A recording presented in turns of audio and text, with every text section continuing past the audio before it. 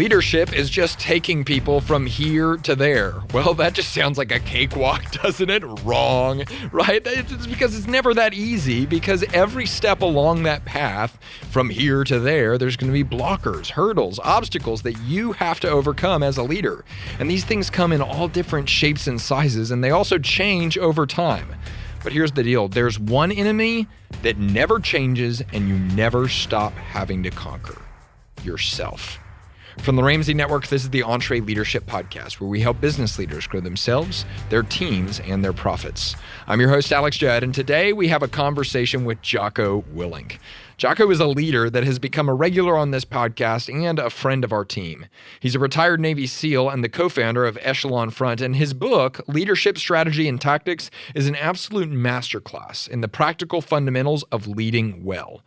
But at the core of every practice, habit, and mindset that Jocko teaches is an idea that if you don't conquer your ego, it will conquer you. You know, I was very lucky in the fact that in my career, I worked for some guys that had big, massive egos. And you wouldn't think that that would be lucky, but it's very lucky because you get to see what drives them, and you get to see the impact that it has on the rest of the team. And so your ego is something that's constantly there. And look, as you know from the book, The Dichotomy of Leadership that I wrote, that I'm not saying you shouldn't have an ego, and we all have ego, and ego can be a very positive thing. It's what drives you to work hard. It's what drives you to want to win. But when you start letting your ego drive your decision-making process and you start making decisions that satisfy your ego instead of helping out the team and helping out your subordinates and helping out the people above you in the chain of command, when you allow those things to happen, you're going to start to go backwards and you're going to end up in a bad position. So you absolutely have to keep your ego in check. You have to be looking out for other people, looking out for the team, looking out for the mission, and put yourself at the bottom of that list. And I think one of the topics that you really highlighted that for me, I realized like, okay, man, you really have to remove your ego to achieve this is that topic of detachment. So I'd love for you to dive into where you became aware, because it's almost like it's like this sixth sense thing that lots of people aren't even aware of. So tell us a little bit about where you became aware of this as a strategy and then what it actually is, Jocko.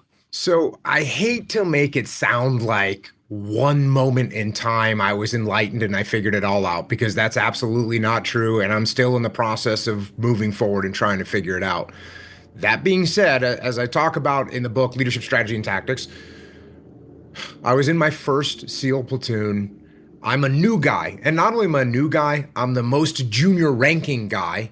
And on top of that, I'm the youngest guy. So I have absolutely no reason to be speaking. You know, being a new guy in a SEAL platoon, you keep your mouth shut, you do what you're told, you're trying to learn, right? You're trying to learn, you're trying to figure things out. We had been going through our pre-deployment workup, so doing land warfare and doing urban combat and doing close quarters combat and jungle training. And we'd been through all those blocks of training, so I was progressing down the path of being a good SEAL. And we went on one trip where we were going to clear oil rigs, big oil rigs in Southern California off the coast, you know, in case we're overseas and an oil rig gets taken over by bad guys, we can go take it back. So we're training for that mission. And we start off small just by how we're going to get onto the oil rig. Once we've practiced getting onto the oil rig, then we start actually moving through the oil rig. And oil rigs are these crazy complex structures. And as you come up from the ocean, you know, once you get on board the oil rig, it's actually called an oil platform. When you come up the platform, when you come up the stairs, you eventually get to this big giant deck, this big giant floor of the oil platform. It's called the cellar deck. For whatever reason, that's what it's called. And it's a big, massive area. And we only have 16 guys in a SEAL platoon. So as the first couple guys get to that cellar deck, they make this tactical call of flood, which means, hey, it's a big area. We need everyone. Everyone in the platoon come up the stairs. And as we all in the platoon come up the stairs, we all fall into our standard positions, which is all of us standing like a skirmish line looking at this cellar deck. So you've got 16 guys, all 16 of us SEALs in the SEAL platoon. We're all standing there staring at the potential targets, and the cellar deck's covered with equipment and gear and mechanical objects. So it's a very cluttered thing, and there's all the possibility of all kinds of places for bad guys to hide. And so I'm standing there looking down the sights of my weapon, scanning for targets. And 10 seconds go by, and then 15 seconds go by, and now I'm waiting. Now 20 seconds have gone by, and I'm waiting for one of the leaders in my SEAL platoon to make some kind of a decision, to make a call on what to do next. I'm standing there doing my job, scanning for targets, and another 10 seconds and another 20 seconds go by, which seems like ages. And so finally I say to myself, you know what? I got to see what's happening. So we're all standing in that skirmish line. We're all tracking with our weapons. I take a step back. I step back maybe a foot, maybe 18 inches at the most. I look to my left. I look to my right. And as I look, I see that every other guy in my SEAL platoon is still staring down their weapons, staring down the sights of their weapons, scanning for targets. And as you can imagine, when you're staring down the sight of your weapon, your field of view is not very wide. You can't really see a lot of what is happening. Well, as I stepped back and looked around, I saw that every single guy was staring down their weapon, including my platoon commander, including my platoon chief, including my platoon assistant commander, including my platoon leading petty officer. So all the people that should have been making a decision were staring down the sights of their weapons. So it's pretty obvious once I stepped back what we needed to do.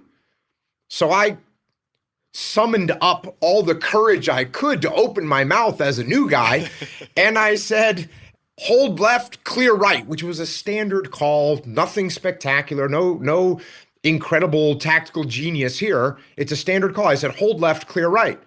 And after I said that, I kind of braced for, someone to yell at me and say, hey, shut up, new guy. But instead, they all actually did what they were supposed to do, which is repeat the call down the line. Everyone said, hold left, clear right, hold left, clear right, hold left, clear right. And then they actually did it. The guys that were on the left side held, and the guys that were on the right side started to move through.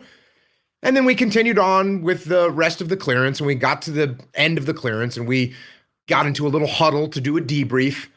And when we got into the huddle to debrief, I kind of braced for impact because I figured I was about to get smacked around for being a new guy with a loud mouth.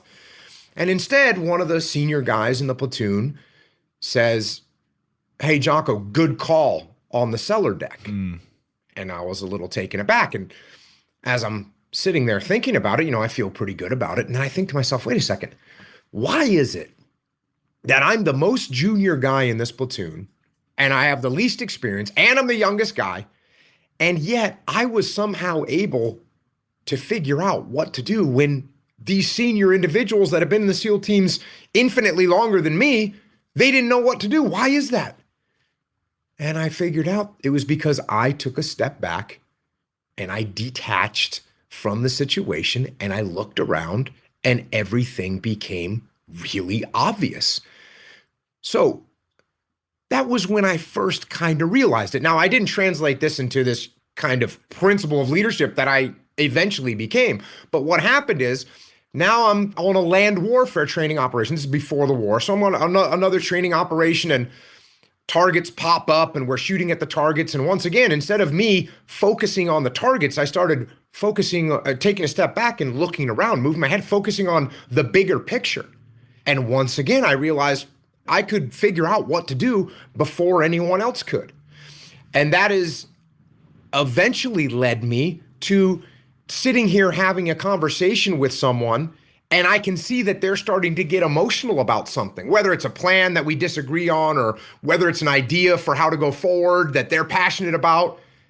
And I realize, wait a second, if I take a step back mentally and pay attention to their emotions, and then I can actually direct my emotions properly to de-escalate the situation, maneuver a little bit, get them calmed down.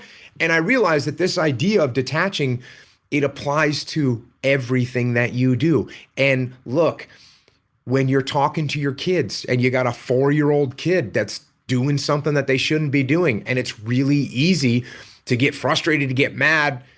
But if you take a step back and say, wait a second, this is a 4-year-old. What did I do? How did I put them in a position where they're doing this? What do they not understand? How can I actually explain to them instead of just getting angry? So every situation that you get in as a human, If you can take a step back, if you can detach from your emotions, you're most likely going to make a better decision. Now, when I speak to companies, I always ask the question in front of a big, crowd of 500 people or 1,000 people. I'll say, who here has ever made a great decision when they were emotional? No one's hands go up. Of course not. So you've got to detach not only from the chaos of the situation, but you've also got to detach from your own emotions, detach from your ego, as we talked about earlier, so that you can make the best decision for the situation, not based on emotions, not based on your ego, but based on what is actually happening. And that's why detachment is it was the first brick that I put in the foundation that led me down the path to being a better leader. Man, that's so powerful. As I was reading that section of the book, literally that exact same day, I had a call with a business owner. She's down in Georgia, I think. And she called me and she said, Alex, I need to talk because I had made a change to one of our processes recently. And one of my core leaders that's been with us for a long time, she's super loyal. It's a great relationship. I thought we were on great terms. She came into my office today for what I thought was a standard meeting, and she just blew up, she said. She just lost it. And she said, Alex, before I knew it, it's like I didn't even know what happened. I was blowing up too. And I got caught up in this whirlwind. And then before I know it, we're both crying. And then before I know it, we're both yelling at each other and we're at each other's throats and giving each other ultimatums. And she's like, 30 minutes went by and I just blinked and I was like, what the heck just happened? And she was like, I don't know how to avoid from doing that again because we have a follow-up meeting next week and I don't want to go there again. I think that this relates so much to what you're talking about. Can you teach us a little bit on what maybe would have been a proper course of action in that situation and then how to handle that moving forward? So yes, and this is one of the most common questions that I get when people hear me talking about detaching is, okay, great, we get it. We know what you want. I know what you want me to do. How do I actually go about doing that? And the very first thing that you have to do is you have to learn to recognize what I call red flags. These are warning signals that you are getting emotional.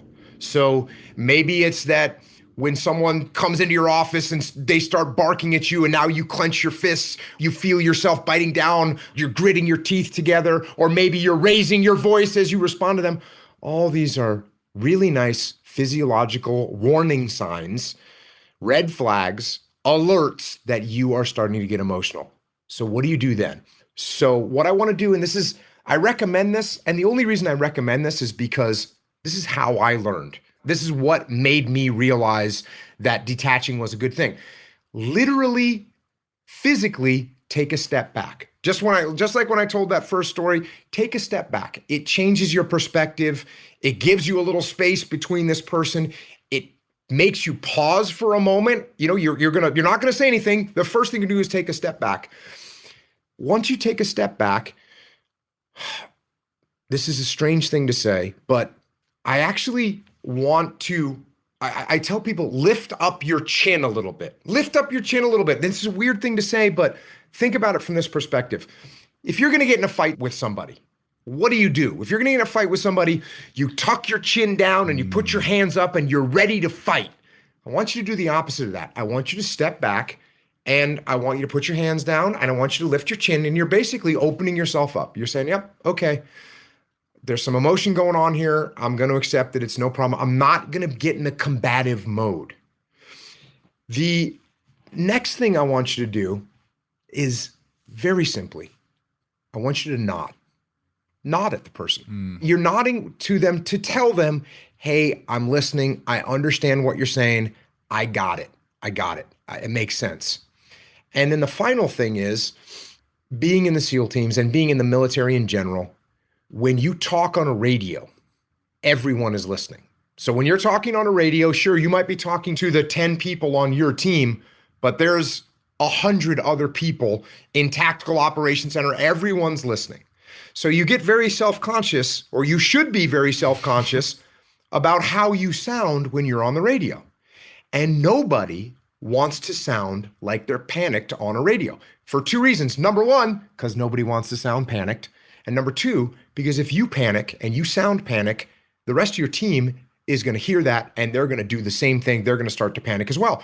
My habit was whenever I was going to talk on the radio, I was going to come across like the calmest, smoothest operator anyone had ever heard.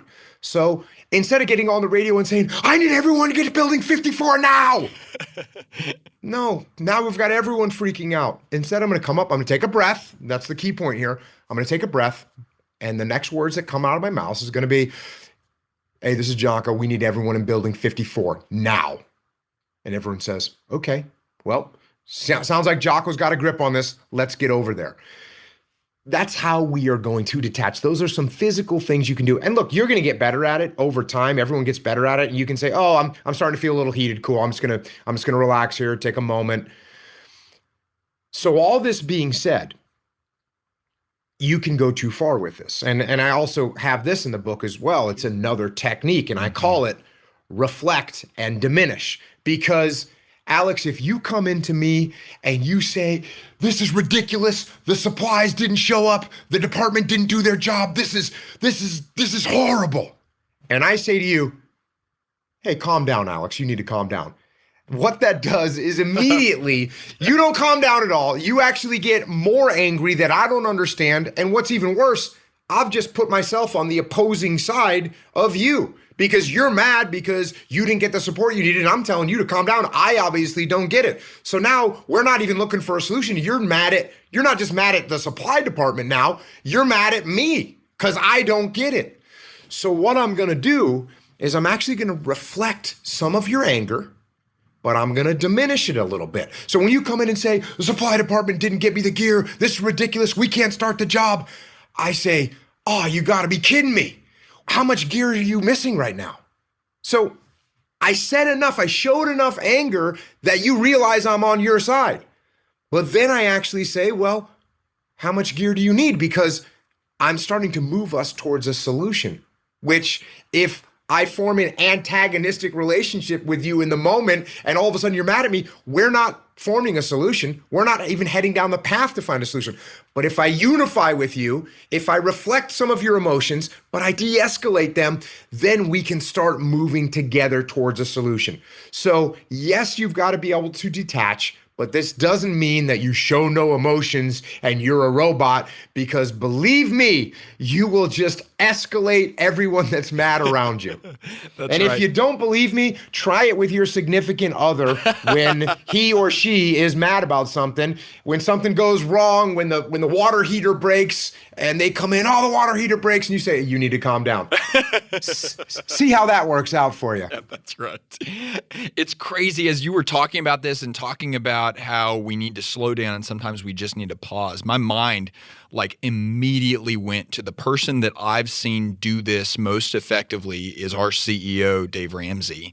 And I have literally seen him in a conversation take a pause that it's like for almost a second, it's like, oh my gosh, did he just fall asleep? What just happened? And he takes this long pause. But what's crazy is I recognize myself in that situation, in that meeting.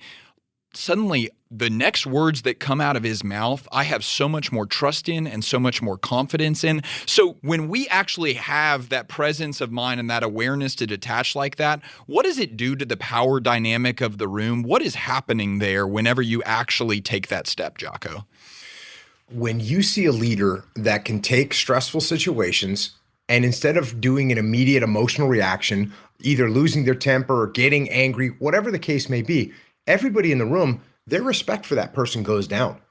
Their respect for the person goes down. But when they get hit with some kind of a situation and they say, take a pause, they listen. And I'll give you one more thing. Here's another little thing that I do. And I don't know if Dave does this or not, but when you come in, if Alex comes into me and says, the supplies didn't show up, this is totally ridiculous. Not only am I going to take a little pause, give you a nod, say I know what you're saying, the next thing I'm going to do is I'm not going to make a statement about the situation because I don't really understand the situation yet. I'm actually going to ask you a question. I'm going to say something like I did, which is, okay, I got it, Alex. That's definitely not good, but how much are we missing right now? How much gear do you need? So I'm going to ask a question back. And now, in order to answer the question, you have to kind of get a grip of yourself. And I'm trying to de-escalate the whole situation. But to answer your question, you already answered your question. when your CEO, when Dave stands up and somebody asks him a challenging question or proposes some big challenge that the team is facing, and he takes a second to give a good answer, as you said, you go, he's going to get this figured out. I trust his answer. My respect for him goes up. If he just blurts out an answer and then has to backtrack for another minute and then find himself a way around to another, and eventually he might get to the right answer, but it took him a while. Just set yourself up right. Take a second, think about it, nod, explain that show them that you understand, and then formulate a good answer. It seems like part of what's required to be able to do this effectively is to kind of remove your personal identity from the work or the project or the task. Is that right? Like, do you have to essentially make sure that you're not taking any attack or any criticism or anything like that as an attack on your identity? 100%. I mean, it's weird that I would have to put in this book, Leadership Strategy and Tactics, a section that is actually called Don't Take It Personal. And I list the things out that you shouldn't take personal. Don't take the criticism personal. Don't take that someone doesn't like your plan personally. Don't take that someone doesn't like the way you set up the situation. But don't take those things personal. Don't take those things personally. And by the way, what makes you take them personally is it's an attack on your ego. It hurts your ego when someone says, hey, this plan isn't any good. I'm the one that thought of this plan. What are you talking about? You don't know. No. Well, what don't you like about the plan? What do you think we could do differently? How do you think we could do it better? Because what I'm looking for is not to use my plan. I'm looking to use the best plan. And if you work for me, Alex, but you come up with a better plan with me, that's great. I'm happy. Let's use your plan. Sounds perfect to me. Let's go forward. So yes, don't take things personally. And I got another section of the book where I talk about if there's someone that you don't respect, that you don't like, that you don't think deserves one iota of respect from you, and they come in and they give you some criticism, how do you handle it? What do you do? And the answer is you look at them and you say, all right, hey, thanks for the feedback. I appreciate it. And then you truly listen to what they had to say and you try and figure out if there's something that you could improve there. Because if you just throw away the baby with the bathwater and someone comes in and gives you a piece of feedback, look, that's a human being. That's their judgment. Why don't they, if you sat there and listened to me give a briefing and afterwards you came up and said, hey, Jocko, I think you spent a little bit too much time on this topic. And my reaction is to say, well, Alex, what do you know about talking about these topics? You know what I mean? Like, yeah, that's not right. good if I say, okay, Alex, I appreciate it. Thank you. Is there another area that you think I could have spent more time on? And then maybe you give me an answer. Maybe you don't have a good answer. Maybe I assess and say, you know what, that's one person's opinion. I need to pay attention and see if anybody else gives me that feedback. But the worst thing you can do is just say, I don't respect Alex, so I'm not going to listen to anything he says. And even worse, get offensive with Alex and say, if I wanted your opinion, I'd ask for it, right? Now you're never going to give me any advice again. You're never going to try and improve me. And that's not good. I want to get better. I want to do better. Man, so much of this, and honestly, so much of what you wrote about in Extreme Ownership and the dichotomy of leadership as well, seems like it's just teaching us to sometimes suppress our natural impulses and just say, don't react out of emotion, suppress the ego a little bit. Every time that I try to take that stuff and put it into action, Jocko, I just find myself at the end of the day with all of this pent up aggression. I just want to go punch something. So I'd be curious to know, what do you do? Because it's all that energy has to go somewhere. And I believe that tactically it's the right thing to do. And at the same time, if you don't have somewhere to vent or somewhere to get rid of all that extra energy and negative thoughts and crud that's going through your head, it's probably going to become a really toxic place. So how do you get that aggression out? Look, the fact of the matter is, what I'm trying to do and where I'm putting my energy is winning. It's winning. So if you and I have a clash and you want to use plan A and I want to use plan B, well, yes, I am going to, if your plan is even if I'm the boss and you're the subordinate and you come with a plan and you say, oh, we need to use plan B. If your plan is pretty decent and it's going to get the job done, I'm going to say yes. I'm going to put my ego in check. It's no factor. I actually creates no negative energy whatsoever. I'm actually happy that you were able to come up with a good plan and we're going to go execute that thing. You're going to have real ownership of it. That doesn't cause any negative attitude in my head at all, because you know what I'm doing? I'm strategically winning. I'm giving you ownership. We're moving in the right direction. we're going to do better as a team because I'm not wasting one iota of energy on being in conflict with you. We're a team. You got a plan that's good enough? Let's go execute it. No problem. So I don't waste a lot of time. I don't have a bunch of pent up anger because I think it's because my ego's in check. And look, you're not always going to have the best ideas. Yeah. And there's going to be some people, there's another section in the book. It's subordinate your ego. Yeah. That's one heck of a title, by the way. Golly. It is one heck of a title. And it's such an easy way to win. And if you and I, let's say you and I are peers, right? Let's say you and I are peers and we're working together and we're working on a project. And look, Dave is the boss man. And Dave's looking at us go, hey, here's what I want you guys to get done. And I say, well, I think we should use my plan. And you say, no, we should use my plan. And we can go back and forth and butt heads all day on that. Now, look, the reality is we will waste all kinds of time and all kinds of energy. And finally, we have to go back to, imagine this, we have to go back to Dave and say, well, I want to do it this way and Alex wants to do it this way. Please make a decision for us, right?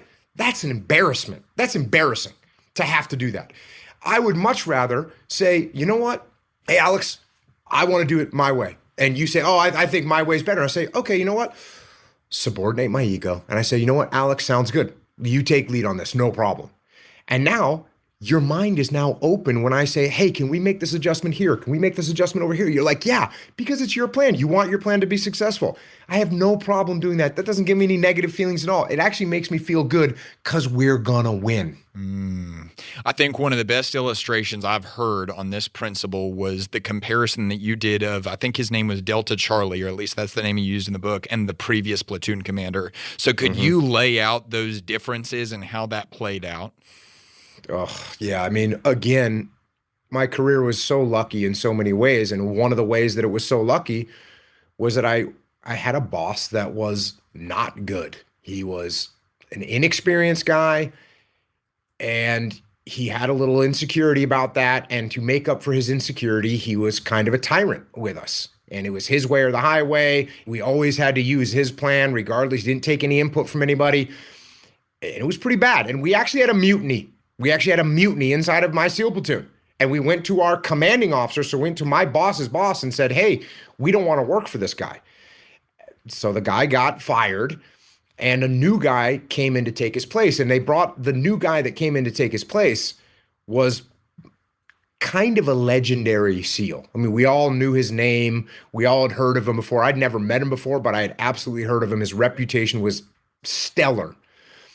And I kind of figured they were sending this guy in there to whip these mutineers into shape, put a guy in there with a big stick. Well, when we first met the guy, he was just the most humble guy that I could have imagined. The previous platoon commander that got fired, we were his men. It was his platoon. He was in charge of us. And so this guy checks in, and basically the first meeting we have with the guy, he says, hey, everyone, I'm Delta Charlie, and I just want to say, I heard about what happened. Hey, we'll get through it, and I'm just looking forward to working with you guys. And that word that you noted, that I noted as well, even as a young kid, he said, I'm looking forward to working with you guys. And that right away set a totally different tone. His humility, his attitude, and right away, and this guy was extremely experienced. He'd been in the SEAL teams for probably 17 years at this point. I'd been in for 2 years. This guy had way more experience than any of us. And when it came time to plan training missions, the very first training missions we planned under him, he said, hey, here's the mission. You guys come up with a plan. And of course, we'd present the plan to him and he'd make some adjustments to him, but they were only adjustments that were needed because our plans weren't that great because we were inexperienced. So he would use that to educate us. But imagine the ownership that we had of those plans. Imagine how much we wanted our plans to succeed, as opposed to when we had this guy that was forcing plans down our throat. When something would go wrong, we'd kind of shrug our shoulders and say, oh, the boss man didn't think of this, did he? And so we became infinitely more successful as a platoon because this experienced guy was humble and gave us ownership. So that was incredible lessons. And I don't know if I would have realized how impactful ego is, because it was the platoon commander that got fired. It was his ego that drove him to want to be the boss and give the orders and make up the plans. It was his ego that was driving it. And I knew it because that's what we told our commanding officer. This guy doesn't take any input. But I really realized it when we all turned against that guy. But then when the new platoon commander came in and he was so humble, and all of us just wanted more than anything just to make him look good, just to not disappoint him. And the fact that I saw that contrast between ego and humility, Delta Charlie became the guy that I forever to this day try and emulate his attitude and his humility. And it's just a huge impact, and it's counterintuitive because everyone thinks, oh, the leader is the one that's standing up on the podium, that's banging his fist, that's barking out orders. That's the stereotypical image of a leader. And look, are there times where you have to step up and get vocal? Absolutely. Are there times in my career where I had to step up and bark some things to get something to happen? Yes, there are. There are very rare times. Most of the time, the leader is the one that is humble, that people are looking at, and I could give a head nod. I could give a head nod to one of my guys. They would know exactly what I needed them to do, and they would go do it. Not based on barking orders, but based on our relationship that we had, and based on the fact that they understood what it was we were trying to do. So someone of my platoon would need to see me is look at him and give him a head nod, and they knew what that meant, and they would go execute. Yeah. That's what you want. And that comes from relationships, and relationships are built on trust, and trust is built on humility. Well, it's crazy because I think it's possible for us to look at that failed commander and what he was doing and say, well, that was extreme ownership. He was doing everything. He was taking it all on his shoulders, and he was saying, my plan, I own this thing. Sounds like you're saying that's a mistake. That's not extreme ownership. Well, that's why there's the book called The Dichotomy of Leadership, because even extreme ownership you can take too far. And if you take so much ownership that you don't give ownership to anyone else on the team, well, then your team isn't going to have ownership. They're not going to take ownership. It's not going to be their plan. It's not going to be their mission. And how do you prevent that? And how do you one of the most common questions I get asked from the people that I do leadership consulting with is, how do I get other people to take ownership? Well, you actually give them ownership. You don't force a plan down their throat. People don't like the way that tastes, and they will throw it up when you force it down their throat. So instead, you put them in the kitchen. You let them cook the plan, and then they'll taste that thing. It'll taste great. And look, if it's not exactly what you want, if it's not exactly the flavor that you wanted, but it accomplishes the mission, it's great. It's a great deal. They got what they wanted. They did a great job doing it. It satisfied the mission itself. So we're good. So yeah, you can take ownership too far. Now, I also get this question of, hey, Jocko, I understand the idea of extreme ownership, and I get it and everything, but what do I do? What do I do when something goes wrong and it's actually not my fault? What do I do then? And I said, wait a second. You're saying you're in charge of a project? Yeah. And someone on the project makes a mistake? Yeah. And you don't think that's your fault? No. But because, I wasn't there when it happened, or it was a guy that's 5 layers below me in the chain of command. That's obviously not my fault.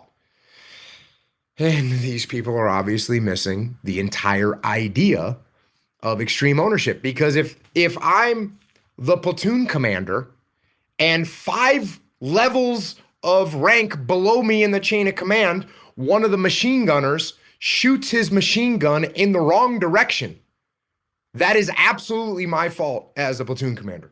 100%. Why? Because it means I didn't train that guy properly. It means I didn't screen him properly. It means I didn't educate him on the importance of his field of fire so that he knew that he was shooting in the right direction. It means I didn't talk with his fire team leader and his squad leader and make sure that he had the instructions that he needed. All those things are my fault. They're not just lip service. They are truly my fault. And what this means is, look, if I say, hey, machine gunner made a mistake, not my problem. Okay, well, who fixes the problem then? Who fixes the problem? It's not like the machine gunner wanted to make a mistake. He doesn't know what to do. So if the machine gunner makes a mistake and you go, that's his fault, what changes? No, when I take ownership of it, I say, okay, bud, here's what's going on. Here's what you need to think about before you shoot your weapon. Here's what you need to know about your field of fire. Hey, fire team leader, here's what you need to brief your guys on. Hey, squad leader, here's what you need to make sure the team understands.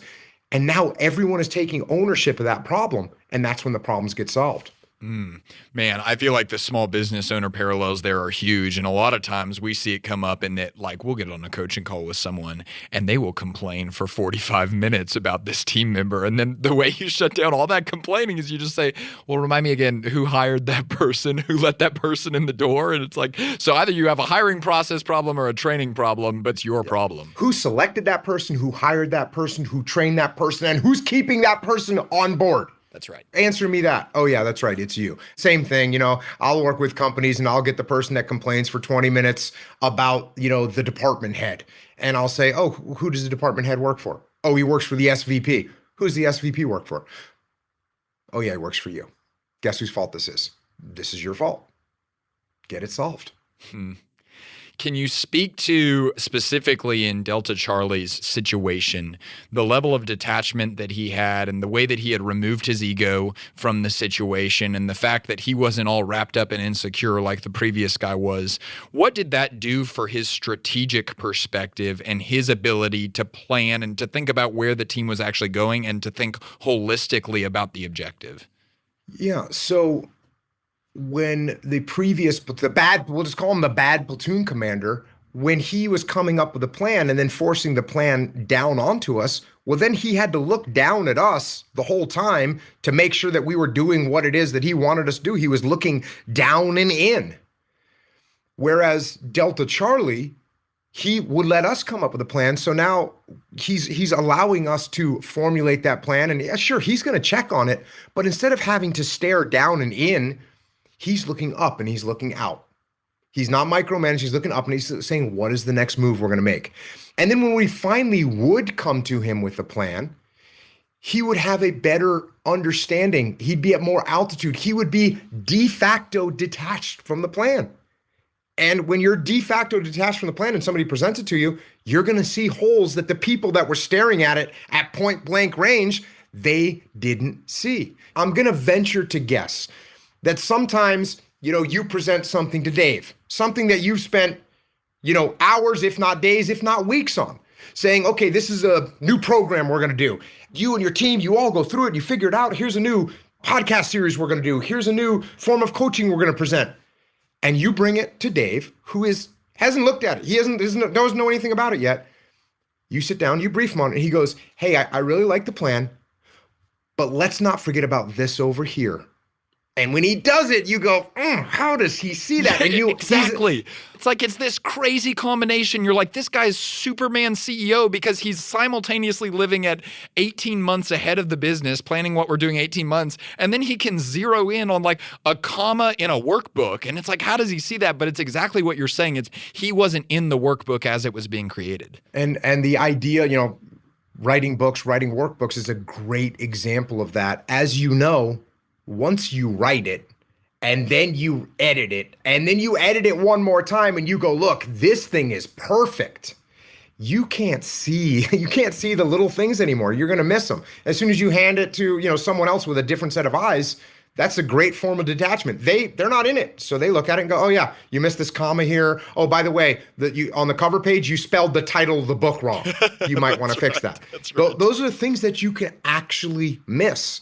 So that's a great example. And, I call that stand back and be the tactical genius, because you can see so much more when you take a step back, when you don't get in the weeds in the planning and you allow other people to come up with a plan. When they come and present it to you, you're going to see those commas, you're going to see those misspellings, you're going to see those holes in the plan. And look, you're not doing this so you can appear to be superior. You're doing this because then the plan will be better. Then the workbook will be better. That's what you're doing it for, not to look good. You're doing it because you want the team to win. Hey guys, it's Daniel. I've got a question for you. What do you really want for your business? When you stop and you think about the future, what do you see? What do you hope for? What is it that you really want? Do you want to build a legacy that lives beyond you? Do you want the thing that you've worked so hard to continue to grow and make an impact in the decades to come? I hope you do. Well, if you do, we want to help you get there. There's one thing you need to get there, and that is a plan. You don't have a plan, you don't get where you want to go. We all know that's true. And you guys also know that at EntreLeadership, our mission, the reason we exist, is to help business owners win. So we know how to build a bulletproof plan that's going to be the thing that gets you the success you're looking for. So what that looks like is our program. It's called EntreLeadership Elite. EntreLeadership Elite was created to give you that plan for you, for your business, for your team. It's going to help you succeed. It's going to give you a guide. It's going to give you a track to run on. And there's several ways to do it. You can go at your own pace and do a self-guided thing. You can jump into an advisory group of other business owners and work with one of our coaches. Or you can even upgrade and have executive coaching, one-on-one coaching with one of our top coaches on our EntreLeadership team. Hey, we know how business works. We know how hard it is. We know what you're up against. And we know how to help you build a plan to succeed. Not just to get ahead, but to actually thrive and to achieve your dreams. Everything you want this to be, it can actually be that. But you got to jump into a program that's going to help you get that success. So to learn more, text the phrase Join Elite to 33444. That's Join Elite, all one word, to 33444.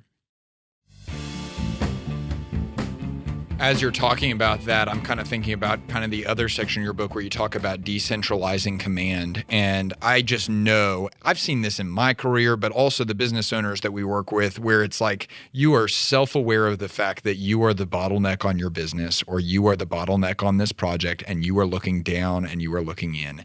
And the transition of looking down and looking in to looking out and looking up and not being that bottleneck, that feels like a really hard transition. So can you walk us through some of the initial steps that leaders need to take to start to move towards out and up?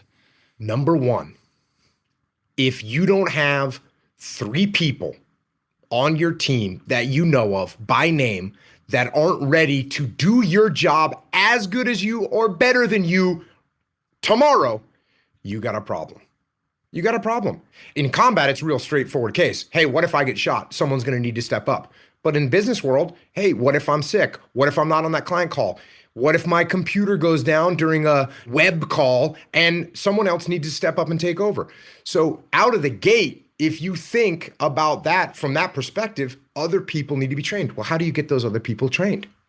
You get those other people trained by allowing them to step up and do the things that you normally do, or at least do their own job without you holding their hands and micromanaging them. So that should be your goal. That should be your goal. A thing that confuses people when I initially say it to them is I say, if you want to be in charge of everything, your goal should be to be in charge of nothing. To be in charge of nothing.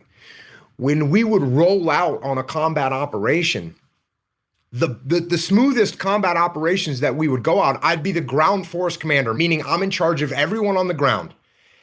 The only thing I would say during the entire operation is when we got to where we were going, we got to our target building, we'd roll up in our Humvees, and I would say, execute, execute, execute. And after that, after those 3 words, I wouldn't say another word, because everybody on the team knew exactly what to do, knew exactly where to go. If they had problems, they'd deal with those problems. If things weren't going to plan, they'd make adjustments based on what the overall mission was.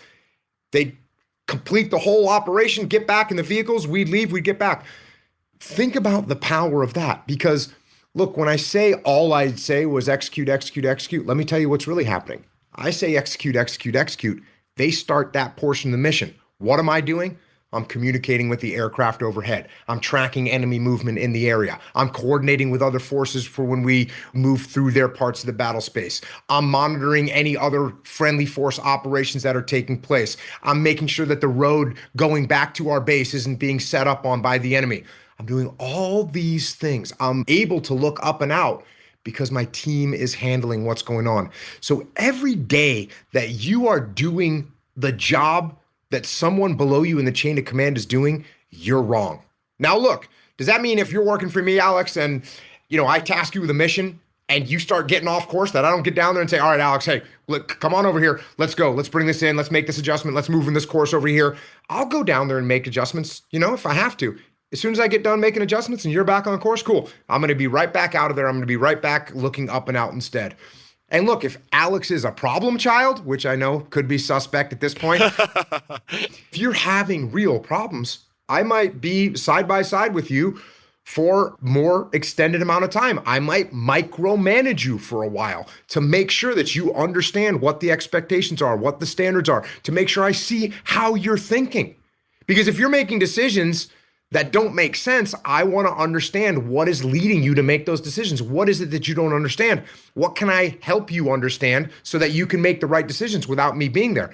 And then as you start making decisions correctly, I'm going to start giving you a little bit more room. I'm going to start giving you a little bit more responsibility. You continue in the right direction. You continue doing well. I'm going to give you more room. And eventually I can not micromanage you anymore. And I can send you out there on your own to get after it. So yes, not raising people up below you to where they can take your job is one of the biggest mistakes. And just to tie this back together to the beginning of this conversation, one of the things that makes us do that is our ego. And there's really, I think, two parts of it. One part is I like being the guy with the power. Every time when Alex comes to me and says, hey, Jocko, this is the problem. What should we do? And I get to say, well, young Alex, here's what you do. Here's how you make this happen, right? That's a problem. That's my ego. The other part of it is, Alex, just let me do it. I'm better at you than this. I might not say those words. Hey, Alex, just let me do this. I've been doing this for a long time. I need to do this. Think how insulting that is to you, Alex. If you're working for me and I'm coming down there saying, hey, I'll just do it. That means I don't have confidence in you. That means I don't believe that you can do it. And look, if I don't think you're capable of the job and I don't think you're capable of stepping up and growing, I don't really want you here. The reason you're here, Alex, is because I want you to take my job. I want you to be able to do everything I can do better than me. That's my goal. So here's this project. Start working on it. If you run into some problems, hit me up. I'm not going to be the easy button. I'm not just going to answer anything you want, but I'll guide you in the right direction. And then you look at me and go, wow, Jocko trusts me. I want to do a good job for Jocko. I trust Jocko. That's how we end up with a relationship, and that's how we end up with a winning team. I talked to a guy in construction the other day, and I think that he was running like a $25 or $30 million business, and he was still spending, I think, like 90% of his time out in the field doing the work. He was executing. And I realized that maybe there was a little bit of ego in there, and there was a little bit of exactly what you're saying, like, I just want to do it because it's faster and I've figured this out. But there was also a part of it that he just took great joy in doing the thing, right? He took great joy in executing. So how do you balance the need to work on the business while simultaneously recognizing that, like, well, this is kind of why I got in the first place, was to do the thing and to provide the service. What are your thoughts there? If you've got to occasionally get your hands dirty because it makes you feel good, that's great. We all fall into that trap. We all, most of us are doing something that we really like doing.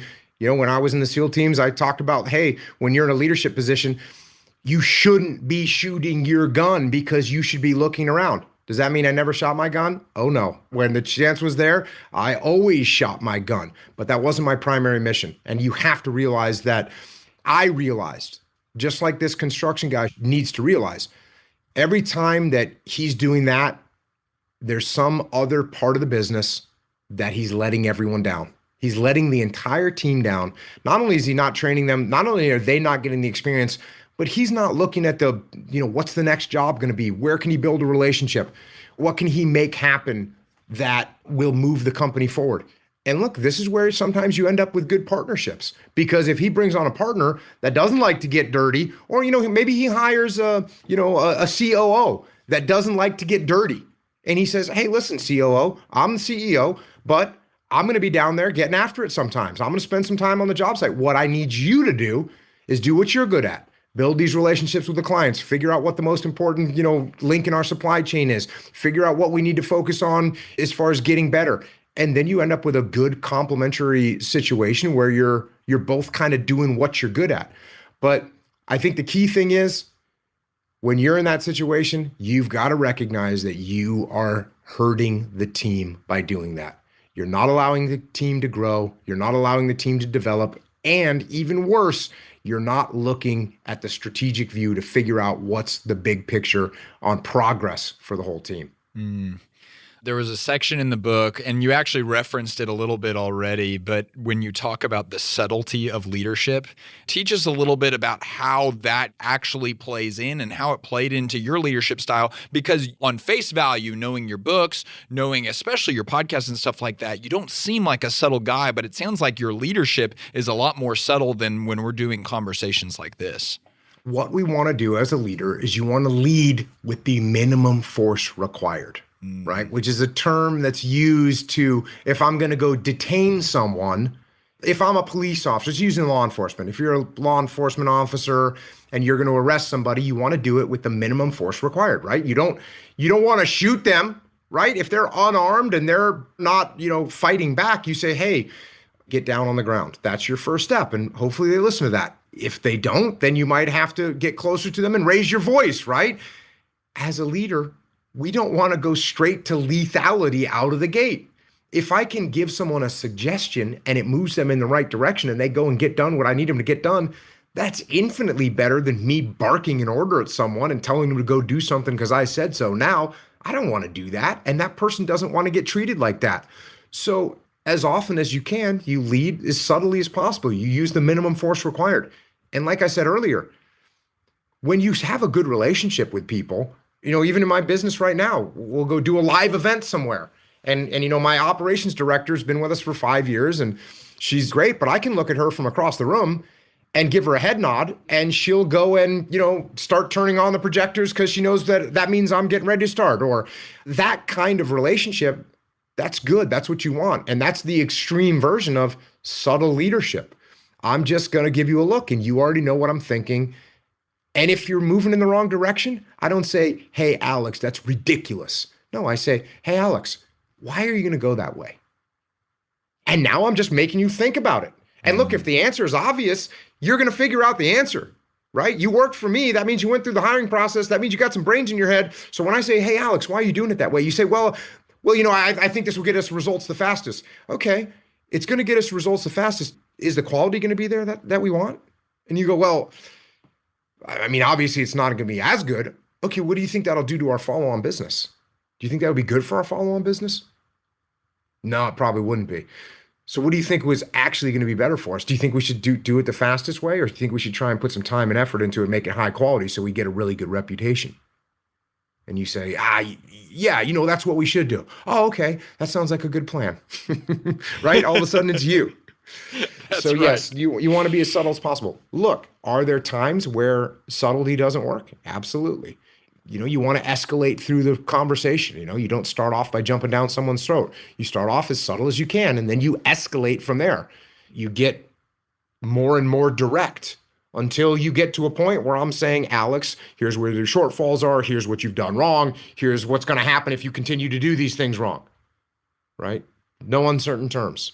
But it seems like, again, especially for leadership-minded individuals, people that maybe spent a long time aspiring and desiring to play that role of leader, if you're going to play the role of subtle leader, the thing you have to sacrifice is your ego, it seems like. Yeah, unless you can convince yourself, doesn't take much convincing if you just understand the fact that the more subtle you are with your leadership, the better relationships you will generally have with your team. And the stronger relationships you have with your team, the better the team's going to be. And the better the team's going to be, the better their performance is going to be. And the better their performance is going to be, the better the results are. What is it that makes the SEAL teams? The SEAL teams have a great reputation. What is it that makes them special? What is it that makes a SEAL platoon? Because there's bad SEAL platoons. What's the difference between a good SEAL platoon and a bad SEAL platoon? It's very simple and very straightforward. And it's 100% accurate. A good SEAL platoon has good relationships inside the platoon. A bad SEAL platoon has bad relationships. So, when I bark orders and when I treat people with a battle axe all the time, we're not building relationships. I'm not building relationships. It's not a good team. When I lead subtly and I take feedback and I accept their input and I actually act on their input, and we have a conversation about things instead of it's a two-way conversation.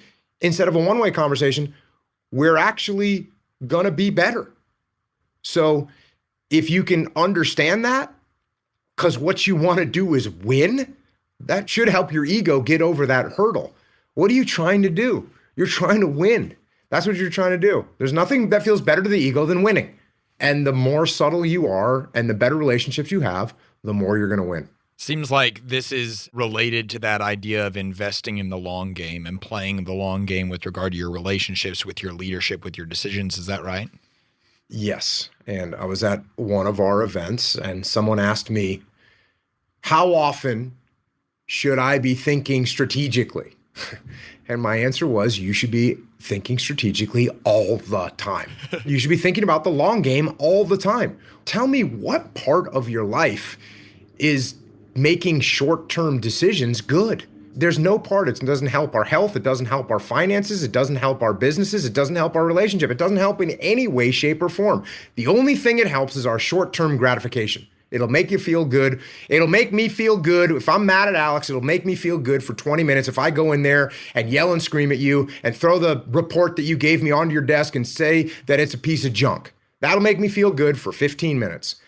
And then long term, I've hurt our relationship. I've hurt our team. I've hurt our outlook. I didn't teach you anything. By the way, now when I try and go teach you something, you don't even want to listen to me. So the short-term gratification is the enemy. And you got to watch out for it. You got to think strategic and long-term with every decision that you make and everything that you do in your business and in your life. There's a guy that I've talked to for a while now that he owns a business of electricians, and I would say he probably isn't playing the long game all the time because his retention rate is really, really bad. And he literally has just kind of thrown up his hands and he just says retention in this industry just isn't very good. And these guys a lot of times are a bunch of knuckleheads is what he says essentially. And so he's like, I'm not going to invest a bunch of time, energy, resources because they've already established the pattern that they're going to leave. And I'll just bring in new ones. And so he's constantly retraining people. Like we meet once a month and it's like constantly he's always having to hire and retrain and hire and retrain. And he never moves the business forward, but he kind of just has resigned to that being the case. And it has almost hamstringed his ability to think about the long game. How do you get out of that cycle, or how do you start to move out of that so you're not just playing the short game whenever there are some circumstantial things that it's like these seem like blockers, Jocko? Take ownership of the situation. I mean, this is a classic example. As long as these guys leaving is the fault of the industry, the fault of the knuckleheads, the fault of the economy, as long as it's everyone else's fault, guess what he's going to change? He's not going to change anything. He's going to always have the same problem. The minute that he says to himself, okay, people are leaving because of me. This is my fault. I've set up my business in such a way. I treat them in such a way. The opportunities I present are not there for them. I am doing something wrong. And I need to fix that. And who knows what it could be. I don't know what he's paying these guys. I don't know what opportunities for growth they have. I don't know what kind of relationship he has with them. Look, when it comes to compensation, look, in the Navy, you can't pay anyone more money. I mean, if you work for me, Alex, in the Navy, and you do a superb job, I can't give you a bonus. I can't give you an hourly raise. Now, look, every 3 years, I can get you a promotion. And you know what a promotion amounts to in the Navy? It amounts to like 400, 300, 200 bucks a month. This isn't life-changing money. So how did I reward guys in the Navy? How did I compensate them for excellence? Well, it was actually pretty simple and pretty straightforward. What I gave them was freedom. What I gave them was autonomy. What I gave them was control over their own fate, which is the most precious thing in the world. So when someone comes to work for me, Alex, if you start working for me tomorrow, you don't get to do whatever you want day 1, day 6, day 12, but you're going to see that there's a pathway to get there. Because I don't know you. I don't trust you. I don't know what your knowledge is. I don't know what you can and can't do. I don't know what kind of decision-making processes you use to decide what you're going to do. So we're going to start off with a little bit of a tight hold on you. We're going to have the reins pretty tight. But the opportunity is going to be there for me to loosen those reins. And almost as quick as I can, I'm going to show you, hey, the reins are going to get loosened. And you're going to have more control. And you're going to look around at some other people that have been with me for a while, and you're going to go, it seems like this guy over here is doing whatever he wants. And I'm going to go, oh yeah, he can do whatever he wants. He knows what his mission is. He knows what our mission is. He knows what our strategy is. And he does it right all the time. I don't even need to talk to him. The only thing I need to say to him is thank you and awesome job. So again, the reason this is coming into my mind, because you're bringing people to your team and they're leaving. Why are they leaving? Sure, they might be leaving because of money. Maybe there's better opportunities out there. Well, okay, how do we make ourselves more competitive with pay? That's something we got to look at. But equally powerful is, how are we treating people? Are we giving them control over their own fate? Well, these guys, I'm having to train them, so I don't owe them anything. Okay, then guess what they owe you? They don't owe you anything either. You got to treat people with respect. You got to listen to what they have to say. You got to trust them so that they trust you. You know, there was a saying in the SEAL teams, take care of your gear and your gear will take care of you. And we talked about our parachutes that way. We talked about our weapons that way. And we talked about our dive gear that way. I talk about people that way. If you take care of people, they're going to take care of you. And by the way, when they leave, when a guy says, hey, I got a better offer across the street, you know what you say? You say, hey, I'm sorry, I can't compete with that right now. I'm going to make some adjustments. I wish you luck over there. I hope it goes awesome. Let me know if there's anything I can do for you in the future. And what does that do? That guy's going to always have that pull in the back of his head. Is that, hey, that business is paying more. They're paying him more. Guess what? Maybe they're paying too much. Maybe they're going out of business. And in 6 months, in 18 months, this guy's coming back saying, hey, it didn't work out over there. I appreciate, that you trained me well and I'm here ready to go to work. That's long game thinking. Short game thinking is, oh, you're just a knucklehead. I trained you. Now you're leaving. Wrong answer. Play the long game. Invest in people. Take care of people. Build relationships. It's actually very interesting to me. And I would love to know more about this individual's business, because if you're taking people that haven't, and you're training them, new guys, for lack of a better word. I think the thought process for him is it's a very you just leave for the next best offer industry. He says they're playing short-term thinking, and so they're just playing lily pad, which whoever can offer more money, essentially. Mm-hmm.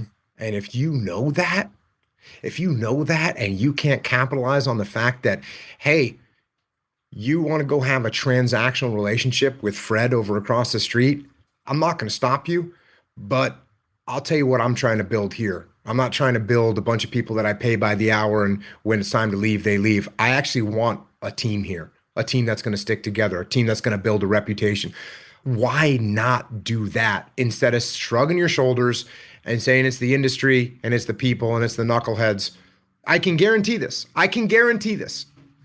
There is someone else, maybe not an exact mirror competitor to him, but I guarantee there's someone that is a similar business that doesn't have this problem, that won't have anybody leave, that has people saying, hey, boss, you can cut my pay right now. I got it. No problem. I know we're not getting much work right now. I know it's COVID. I know there's some cost cutting going on. Cut my cost first. Don't worry about it. I'll spend a little time with my family. I'm here for you.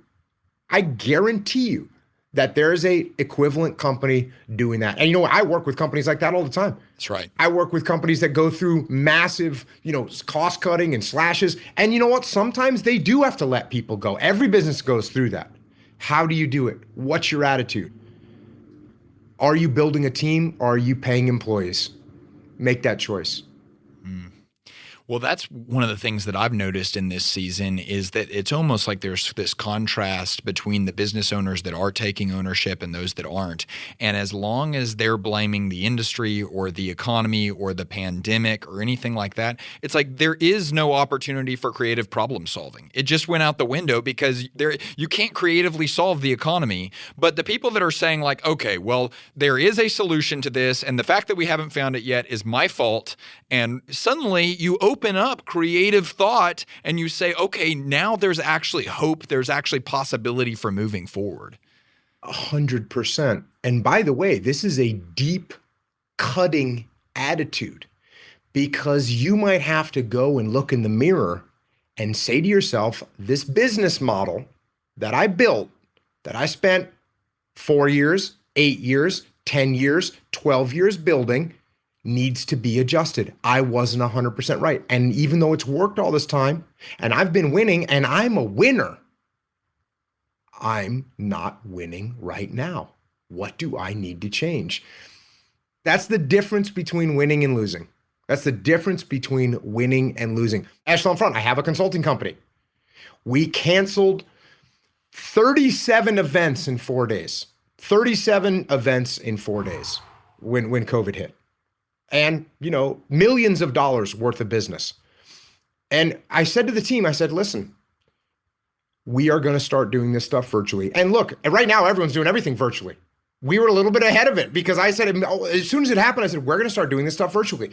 Call the clients, call every client and say, look, we're sorry that this is happening. We have a solution. And, we would want to make sure we provide you the service that we were going to provide you. So here we go. Let's make this happen. We rescheduled almost every single one of those events. We're totally back in the game.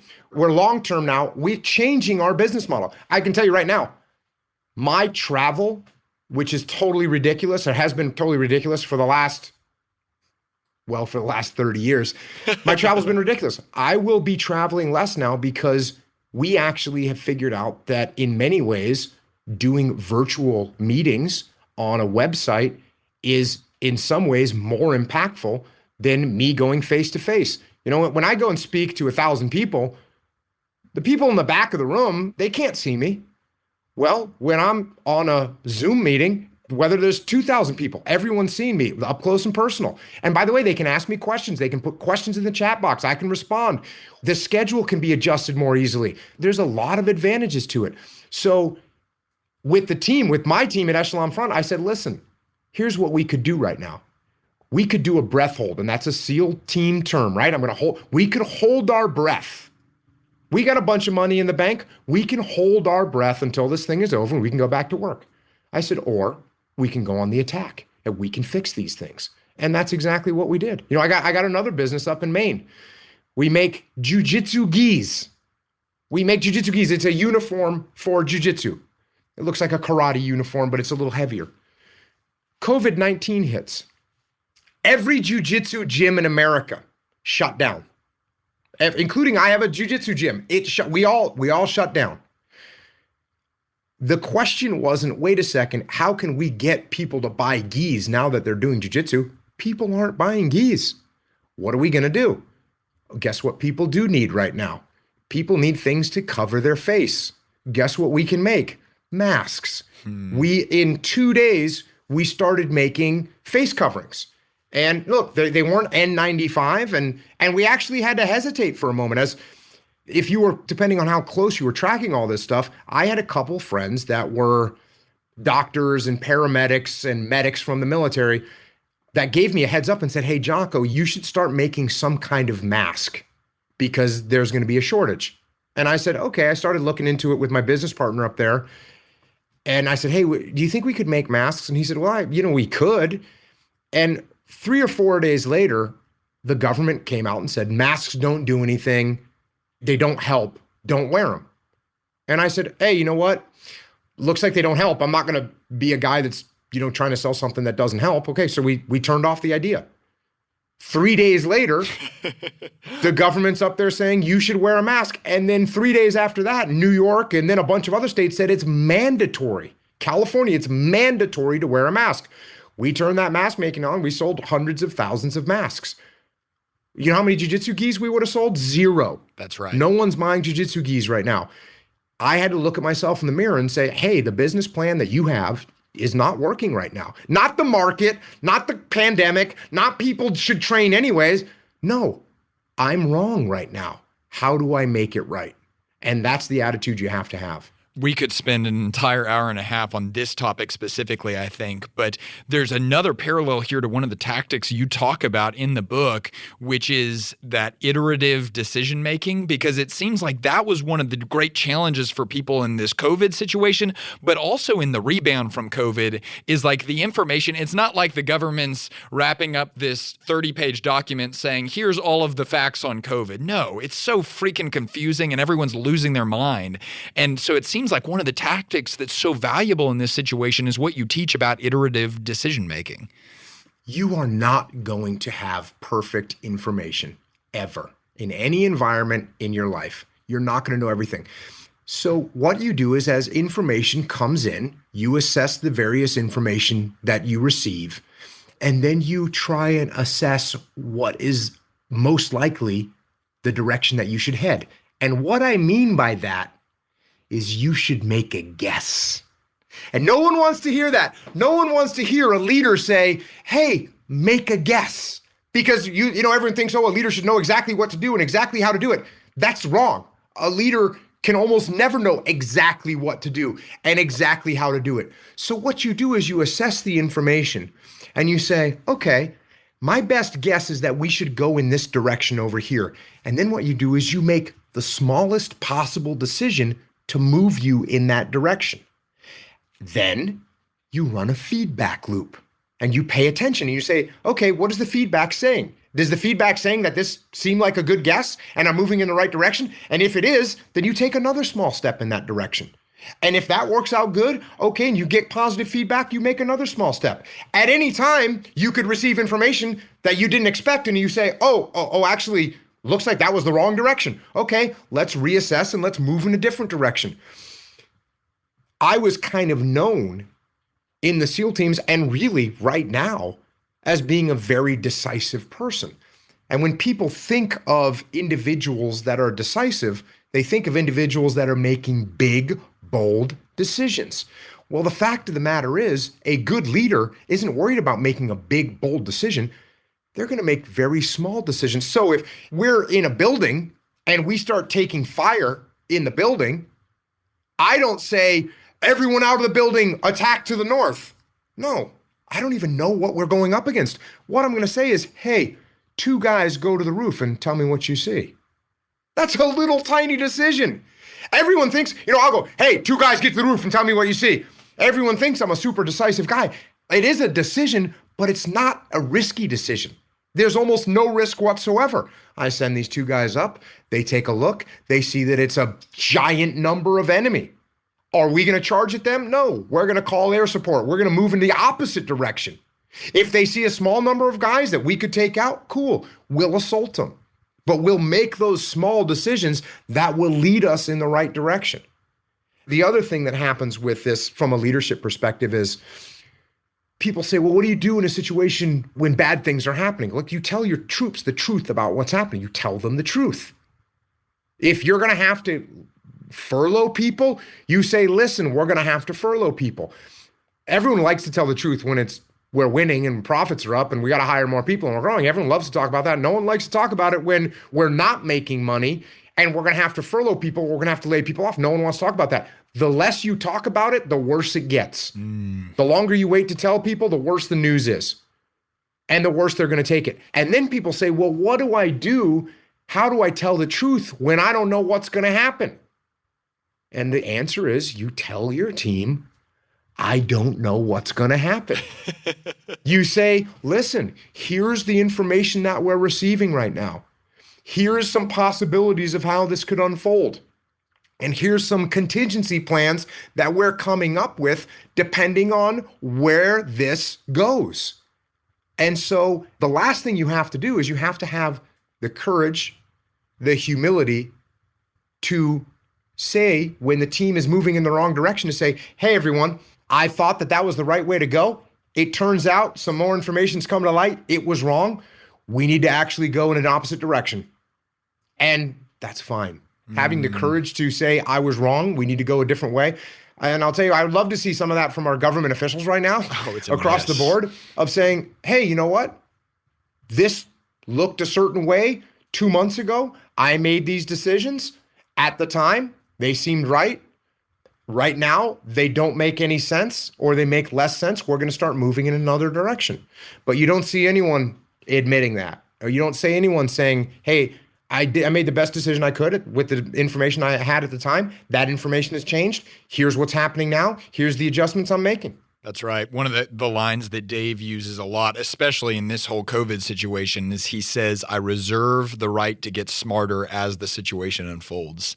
And that's exactly what you're saying, is he's saying, I may change how we go. But the other thing I was thinking of is whenever everything really blew up and like they canceled the NBA and it started to become very aware to everyone that this isn't just a real thing elsewhere, this is a real thing here right now. We had a town hall meeting here. And Dave, he did a lot of the things that you've already talked about in this conversation. And he had like a very strategic pause at the beginning. We prayed. We're a faith-based organization. We prayed before it. And he prayed for wisdom to really be able to speak truth into the situation. And then he proceeded to kind of set the narrative for the organization of this is what's going on. This is how we're going to make decisions. And by the way, I've been thinking about this for about 2 weeks because I've had this information for a while now. And so I've been running worst case scenarios through my head. And he basically gave us the worst case scenarios. Now, thankfully, it's not looking like we're going to get anywhere close to any of those, which is awesome. But what was crazy to me is the meeting ended and people clapped. And I was like, what the heck? He literally just had a meeting about worst case scenarios and people clapped. And I realized, like, I think what happened there is people were just grateful to be treated like adults. And it seems like that's so much of what you're talking about, Jocko. It's 100%. He got up there and told the truth. And the truth is, he didn't know.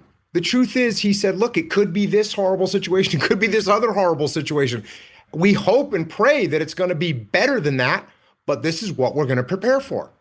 He told the truth about what's happening, and that is what a good leader does. As opposed to getting up there, by the way, you want to just guarantee yourself to look stupid, get up there and say, hey, this thing won't be a big deal, don't worry about it. Or get up there and say, people don't even get how bad this is going to be. It's going to be a nightmare. No matter what, it's Murphy's Law. If you get up there and put a stake in the ground and you act like you know exactly what's going to happen, I joke about this, Alex. Do you know how often I have to admit that I'm wrong? How often, Jocko? Almost never. I almost never have to admit when I'm wrong. And the reason is I almost never get up and state something that I don't fully understand and know is going to happen 100% as if I do.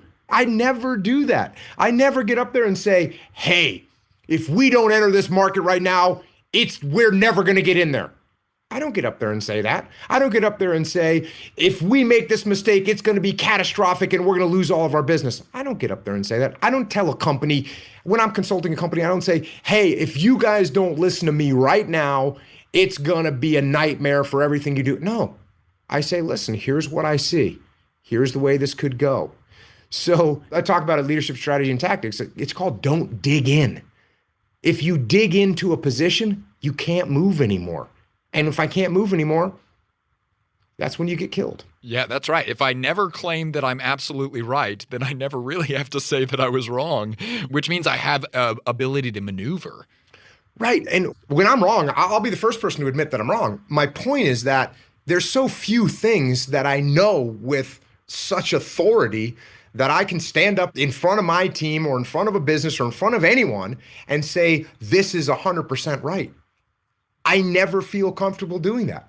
I'll say, this is my opinion. This is what I think right now. And what's the thing you said, Dave? Says, I reserve the right to get smarter. Yeah, that's right.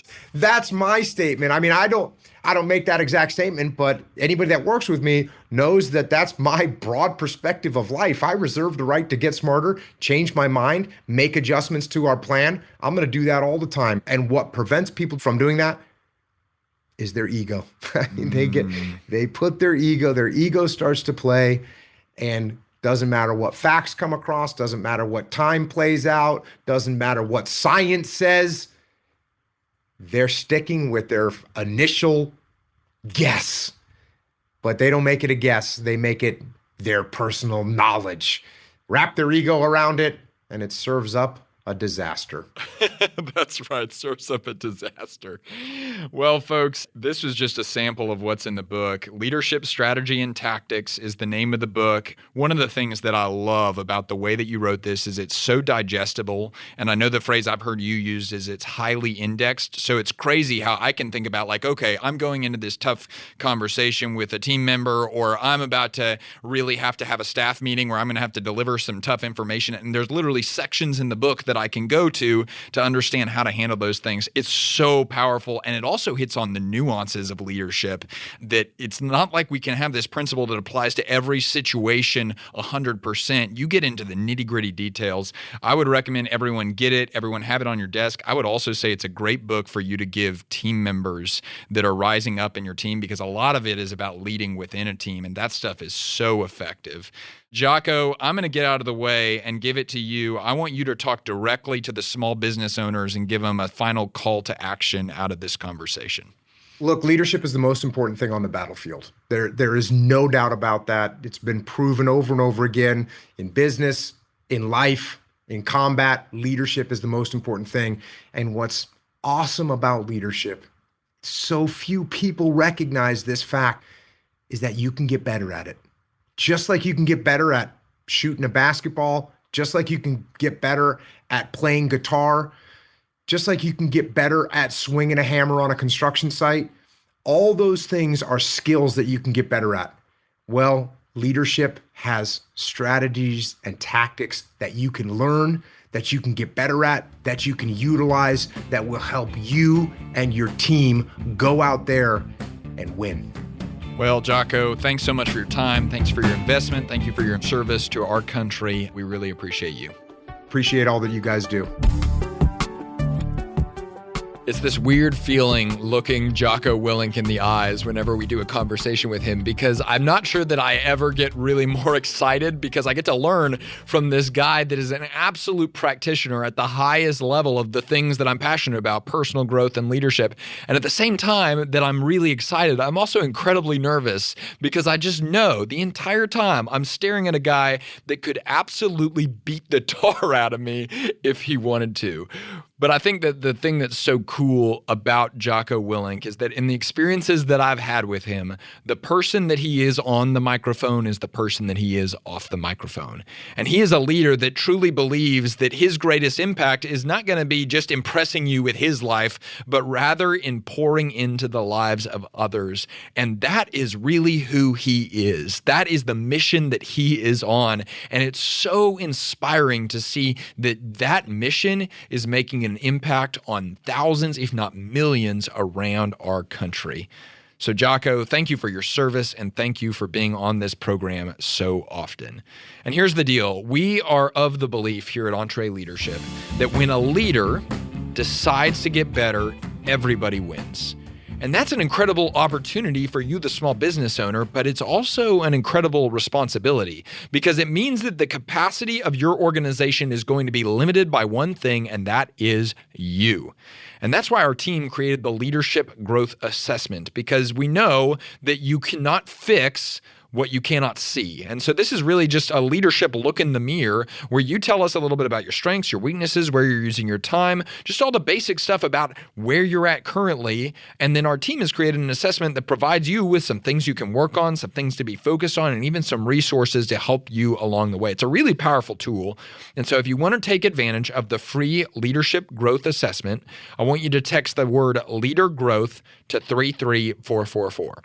Again, that's the word Leader Growth, all one word, no spaces, to 33444, or just click the link that's in the show notes. Well, I hope you enjoyed this episode of the EntreLeadership podcast. If you did, please give us a 5-star review and tell your friends to subscribe. For a chance to win a $25 Amazon gift card, you can review this episode by clicking the link that's in the show notes. Don't forget to follow us on social media at EntreLeadership. This episode was produced by Tim Hole, and it was edited and mixed by Will Rudder. I'm Alex Judd, and on behalf of the entire EntreLeadership team, thanks for listening. We'll talk with you again very soon.